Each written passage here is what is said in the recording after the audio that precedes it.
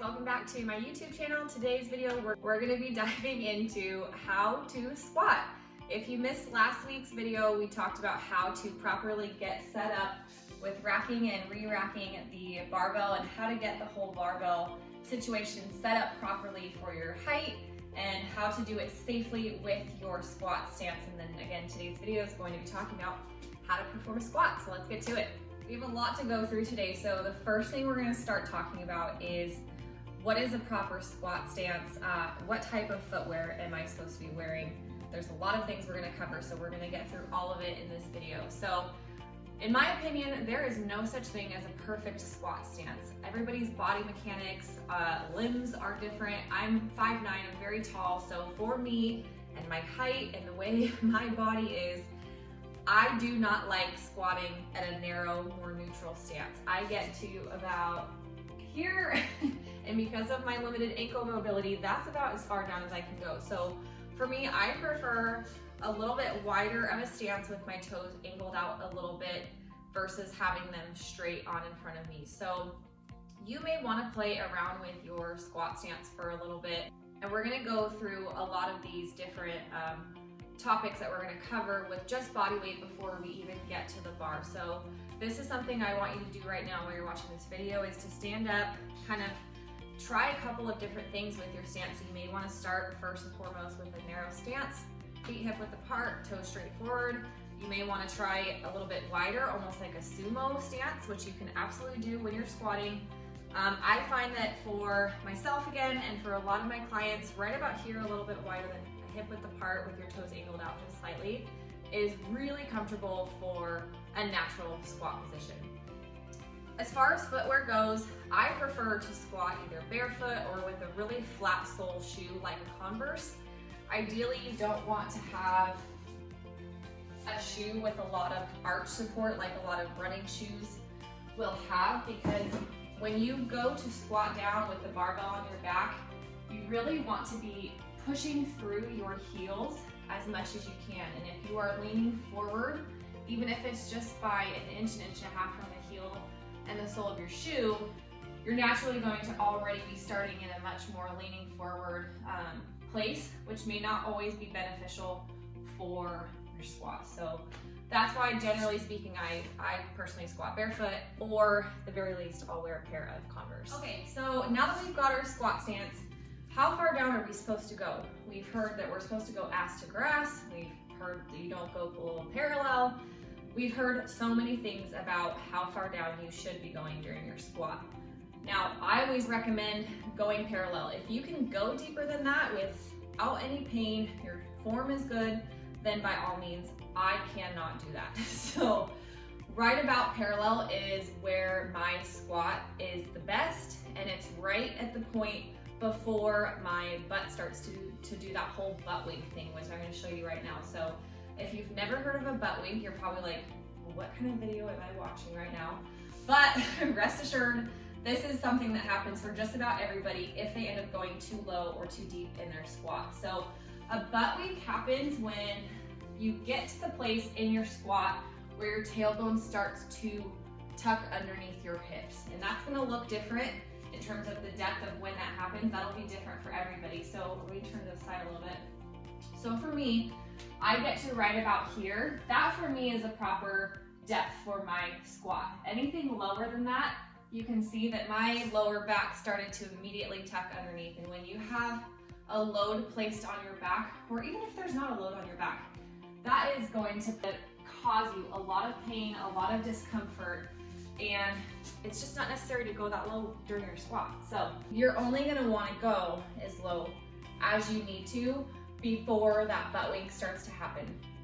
So if you have somewhere in your house, like a bathroom or somewhere you have a mirror, this is where I would suggest doing this drill, or maybe just set up your phone and record yourself doing this so that you can play it back. So let's grab onto something stable, even if it's just like a countertop or a sturdy chair or your couch or something like that, something that you can hold on to. Film yourself from the side, and I want you to hold on to this just so that you're stable during this drill. Go down into your squat, and you may or may not be able to feel when that whole butt wink starts to happen. but when you play your video back, you'll be able to kind of get an idea of when that starts to happen.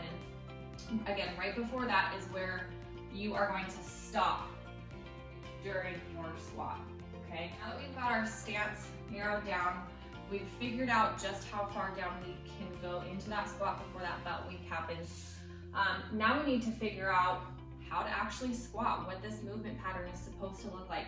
And my most favorite drill is to practice just bodyweight squats without any weight yet still, and do this either having somebody stand right in front of you, or practice in front of a wall, or something that you can stand to very closely that's obviously not going to turn around and fall over if you were to bump into it.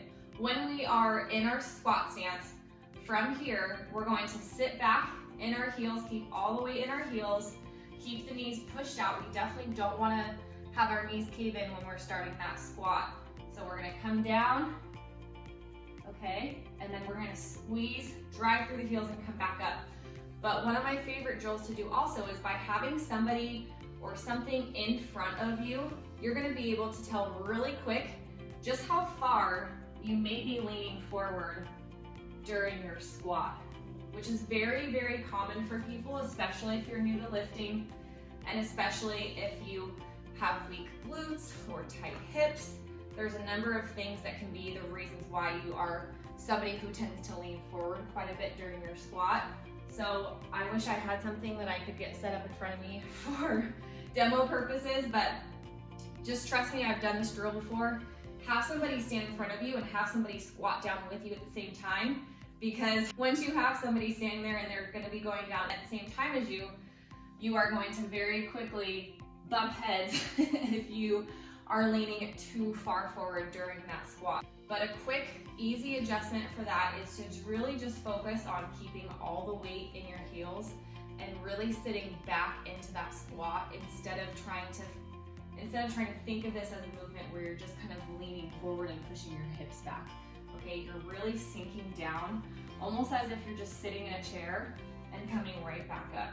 So it's definitely more a knee dominant exercise versus a hip hinge pattern like you would if you were doing deadlifts, cable pull throughs, Romanian deadlifts. Okay, so your hips really aren't going back as much as they are coming straight down. Okay.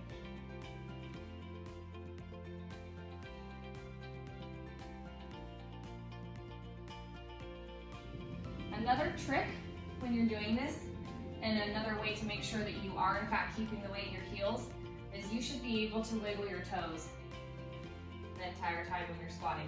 Obviously don't do this once the barbell's on your back, but just for the sake of the demo and figuring out what feels best for you, you can do that when you're just doing bodyweight squats. Okay, so as far as where the bar is supposed to be on your back, we talked a little bit last time in the other video of where this bar is supposed to be once it's placed on your back.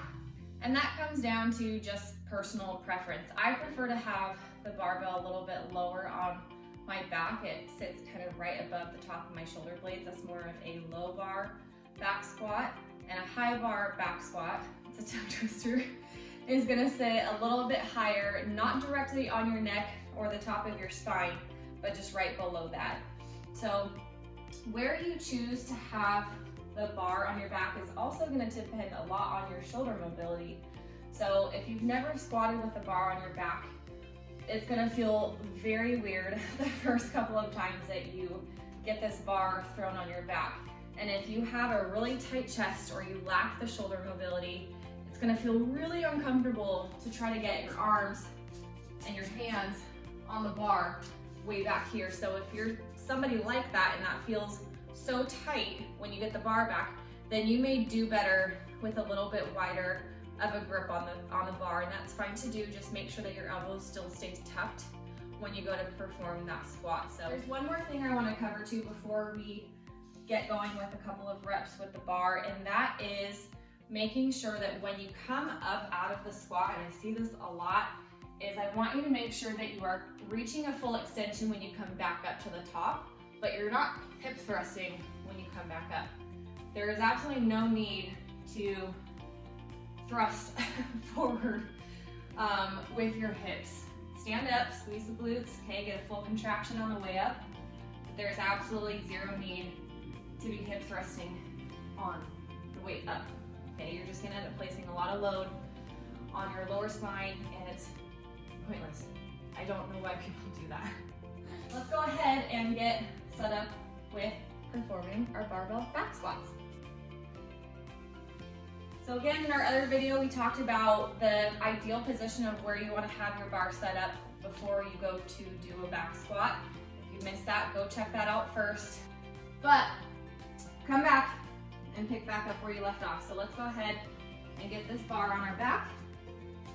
Okay, so again, stance and feet are underneath us. We're not in that awkward, uncomfortable, unsafe split stance. We'll get this all nice and on our back.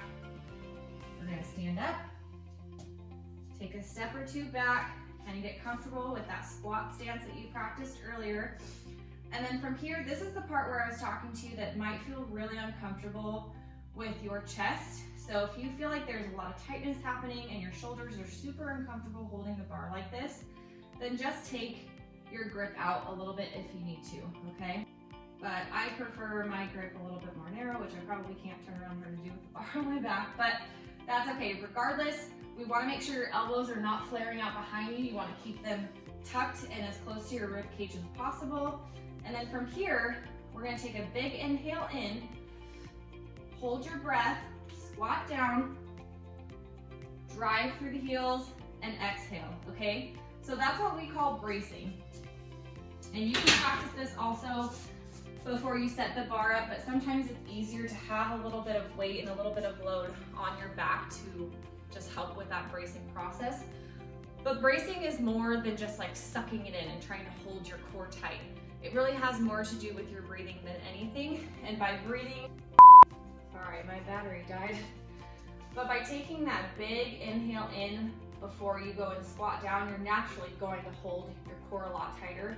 And it will also help keep your back nice and flat, which is what you want when you have a barbell with some plates and some weight loaded on you. So you're gonna take a big inhale in, squat down, exhale. Big inhale, exhale, okay? So that is going to naturally just help keep everything nice and tight while you are going down into a squat. And that becomes really important when you start to get some heavy weight on your back. So let's go ahead and go through a couple reps.